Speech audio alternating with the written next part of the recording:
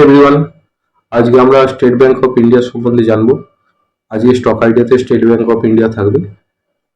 তো state Bank of India সম্বন্ধে জানবো, কিন্তু ভিডিওটা শুরু করার আগে যারা চ্যানেলে নতুন তারা অবশ্যই সাবস্ক্রাইব করে দেবেন। আর যদি ভিডিওটা পছন্দ হয় তাহলে অবশ্যই লাইক আর কমেন্ট করবেন। তো স্টেট ব্যাংক অফ ইন্ডিয়া আমরা রিসেন্টলি দেখেছি যে state Bank of India recently এর যে নিয়ারেস্ট যে রেজিস্ট্যান্স ছিল সেই রেজিস্ট্যান্স ব্রেক করে দিয়েছে, এবং ব্রেক করে দিয়ে এখন আবার সেই রেজিস্ট্যান্সের কাছে সাপোর্ট নিচ্ছে। তো এইরকম অবস্থায় আমাদের কি করা উচিত, আমরা ফ্রেশ বাই করব কি করব না, সেই বিষয়ে আজকে কথা বলবো। তো আপনারা দেখতেই পাচ্ছেন যে স্টেট ব্যাংক অফ ইন্ডিয়া, এটা স্টেট ব্যাংক অফ ইন্ডিয়ার চার্ট লাগানো আছে, ওয়ান ডে চার্ট। আমরা investing.com এর মাধ্যমে খুলেছি। তো এখানে আপনারা দেখতে পাচ্ছেন স্টেট ব্যাংক অফ ইন্ডিয়া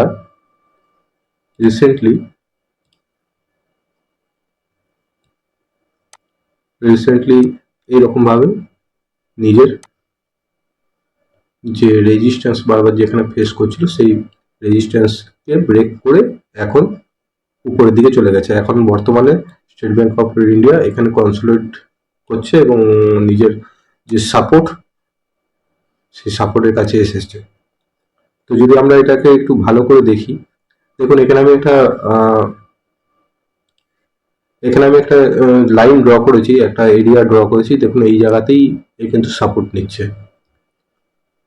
এবার স্টেট ব্যাংকের আমি এখান থেকে সমস্ত যা ড্রয়িং করেছি সেই ড্রয়িংগুলোকে মুছে দিচ্ছি। আপনারা যদি এখানে ভালো করে দেখেন, একটু নজর করুন, দেখুন স্টেট ব্যাংক অফ ইন্ডিয়া খানিকটা এইরকম প্যাটার্ন বানিয়েছে। প্যাটার্নটার নাম কি আমরা কমেন্ট বক্সে অবশ্যই জানাবেন।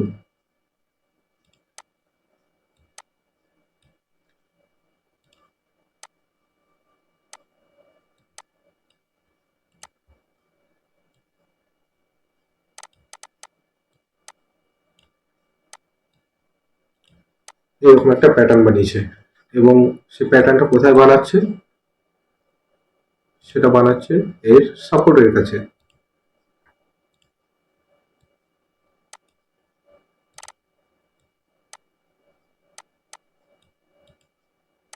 এর অল টাইম রেজিস্ট্যান্স ছিল এই জায়গাটা, যে জায়গাটায় আমি লাইনটা ড্র করেছি, যে জায়গাটা বক্সটা মার্ক করেছি, হাইলাইট করেছি, সেই জায়গাটায় অল টাইম রেজিস্ট্যান্স ছিল, ফেস করেছিল। এখন সেই রেজিস্ট্যান্সের কাছে এসে সাপোর্ট নেওয়ার চেষ্টা করছে। তো এইখানে এসছে।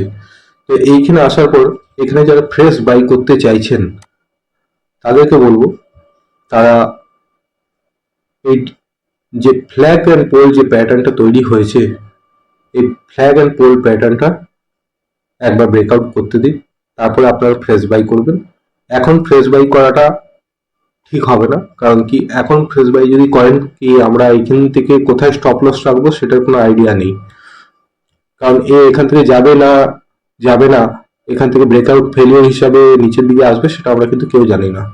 তো ফ্রেশ বাই যদি করতে হয়, এই পোল এন্ড ফ্ল্যাগ প্যাটার্ন যেটা রয়েছে, পোল এন্ড ফ্ল্যাগ প্যাটার্নটাকে ব্রেক করতে হবে।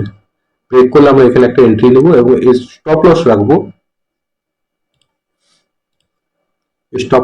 আমরা এই জায়গায়।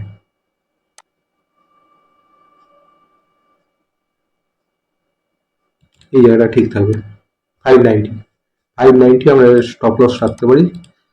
তো 590 স্টপ লস দিয়ে আপনারা এর মধ্যে পজিশন অ্যাড করতে পারেন, কিন্তু আগে এটাকে ব্রেক করতে দিন। ব্রেক করতে দেওয়ার পর ব্রেক হয়ে গেলে তারপর আপনারা বাই করবেন, এবং অবশ্যই খেয়াল রাখবেন যেন এর ভলিউম যেন থাকে ঠিকঠাক। লাস্ট ক্যান্ডেলের থেকে যখন এটা ব্রেকআউট করবে, তখন এইরকম যদি ব্রেকআউট করে, সেই ব্রেকআউট করার পর যেন এর ভলিউম লাস্ট ক্যান্ডেলের থেকে যেন বেশি হয়। তা না হয় তাহলে কিন্তু অসুবিধা আছে। এই যে ভলিউম চার্ট দেখতে পাচ্ছেন, যদি কালকে এটা ধরুন ব্রেকআউট করলো, তাহলে এই যে লাস্ট ক্যান্ডেল রয়েছে, এই যে লাস্ট ক্যান্ডেল, সরি আমার মাউসটা ডিস্টার্ব করছে যার জন্য একটু অসুবিধা হচ্ছে। এই যে লাস্ট ক্যান্ডেল রয়েছে, এই লাস্ট ক্যান্ডেলের থেকে সবসময় একে বেশি থাকতে হবে যখন ব্রেকআউট করবে। না হলে কিন্তু দেবেন না, কারণ এটা ফার্স্ট ব্রেকআউটও হতে পারে, আপনার ট্র্যাপে পড়তে পারেন। আমার সাজেশন থাকবে এটাই যে যখন ব্রেকআউট হবে, ব্রেকআউটের সময় যেন এর লাস্ট ক্যান্ডেলের থেকে এর ভলিউম যেন বেশি থাকে, সেটা দেখবেন, খেয়াল রাখবেন। আর এর 590-তে এর স্টপ লস রাখতে পারেন। এবং এর টার্গেটের কথায় যদি আসি, টার্গেটের কথা, ফার্স্ট টার্গেট তো এরকম হয়, কিন্তু ফার্স্ট টার্গেটটা আগে দেখিয়ে দিই। ফার্স্ট টার্গেট আর 658, 658 এর ফার্স্ট টার্গেট আপনারা ধরে রাখতে পারেন। কিন্তু 658 খুব একটা ভালো টার্গেট হচ্ছে না, কারণ এর রিস্ক টু রিওয়ার্ড খুব একটা ভালো মনে হচ্ছে না আমার ক্ষেত্রে হয়তো খুব একটা ভালো নয়। যদি আপনাদের ক্ষেত্রে ঠিকঠাক মনে হয় তাহলে আপনারা অবশ্যই যেতে পারেন। কিন্তু এর যেটা আলটিমেট টার্গেট হওয়া উচিত সেটা হচ্ছে এই পোলটা, এই যে পোলটা যেটা দেখতে পাচ্ছেন, এই পোলটাই কিন্তু এর আলটিমেট টার্গেট। আমরা জানি যে পোল অ্যান্ড ফ্ল্যাগে সবসময় টার্গেট যখন ব্রেকআউট হয়ে যায়, সবসময় টার্গেট এরকমই হয় যে পোলটা যতটা দীর্ঘ হয় ততটাই কিন্তু এর টার্গেট হয়। যদি সেটাই দেখি তাহলে এটা মোটামুটি এর পোল শুরু হয়েছে মোটামুটি 554 আর খতম হয়েছে 659, তাহলে অলমোস্ট আপনি 100 পয়েন্ট ধরে রাখুন। তাহলে এখান থেকে 100 পয়েন্টের মোটামুটি মুভমেন্ট আপনি ধরে রাখতে পারেন, কিন্তু আপনাকে স্টকটা কিন্তু অনেকদিন হোল্ড করতে হবে, সেটাও মাথায় রাখবেন। কারণ এরকম নয়, মার্কেট একটু কারেক্টিভ মোডে এসছে, তো দেখা যাক কতদিন থাকে। কিন্তু এটা যদি আপনাদেরকে ভালো প্রফিট জেনারেট করতে হয় তাহলে একটুখানি হোল্ড করতে হবে। তো এর 100 পয়েন্ট উপরে আমি দেখতে পাচ্ছি, কিন্তু যদি ব্রেকআউট ফেলিওর না হয়, যদি এখান থেকে ব্রেকআউট ফেলিওর হয় তাহলে কিন্তু অসুবিধা রয়েছে। তো অ্যাজ অফ নাও আমার যতদূর মনে হচ্ছে যে যখনই ব্রেকআউট করবে এবং লাস্ট ক্যান্ডেলের হাইকে লাস্ট ভলিউম ব্রেক করবে, তখনই আপনারা এর মধ্যে এন্ট্রি বানাবেন। এন্ট্রি বানিয়ে ছোট্ট একটা স্টপ লস রাখবেন, যেটা 590 আমি আগেই বললাম, এবং এর টার্গেট রাখবেন 100 পয়েন্ট অ্যাবাভ।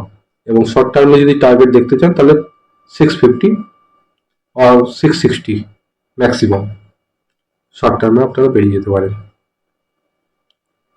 তো আজকের জন্য এইটুকুই। যদি ভিডিওটি ভালো লেগে থাকে তাহলে অবশ্যই সাবস্ক্রাইব করবেন এবং লাইক আর কমেন্ট করতে একদম ভুলবেন না। Thank you.